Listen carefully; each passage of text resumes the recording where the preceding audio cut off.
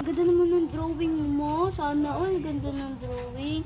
Ikaw na naman, Jessica. Ano na naman gagawin mo sa amin? Ha? Gusto ko lang maglaro. Gusto ko kunin yung laruan niya. Ang ganda-ganda eh. Pwede ba laro? Hindi, alam namin na kukunin mo na naman yung laruan namin. Hindi. Hiram lang. Hawak lang. Isa lang. Hindi. Please. Pinto, bawal. Ang dami na yan. Nanan! Ana, kinuha yung laruan natin yung pig. Susunod na niya, mama. Buti may laruan na ako. Kinuha ko pa. Baka sugurin kami ng mama niya. Mama, kinuha na naman ni Jessica yung laruan namin yung anak yung ating Marites. Wait ka lang, puputahin ko yun. Naksama ka. Mabigyan natin sa si Marites.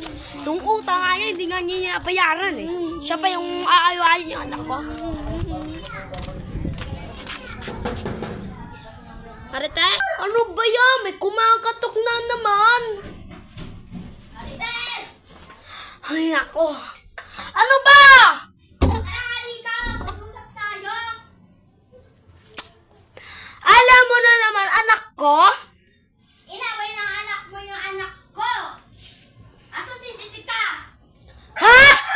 Ang anak ko? Wala siyang ginawa. Andito lang natutulog. Di ko siya pinalabas. May video pa nga sila dahil inaway. Ha? Paano? Pakita mo ang video mo. O, ito! Hello, wait lang. Gigisingin ko lang si Alma. Hoy! Jessica, ha? Gising! Gising! Gising ka nga! Bakit po? Hi, Jessica! Gumising ka nga!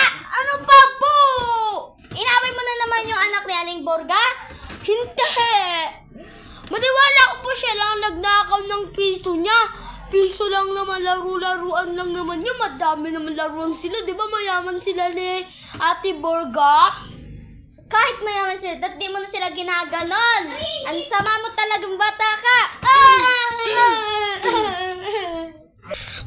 Nakakainis naman. Sana magnakaw ulit ako kanila. Jasmine. Mayaman naman sila ni ni Tita Borga eh. May gagawin ako. Magsusuri ako. Kukurit, susubunut.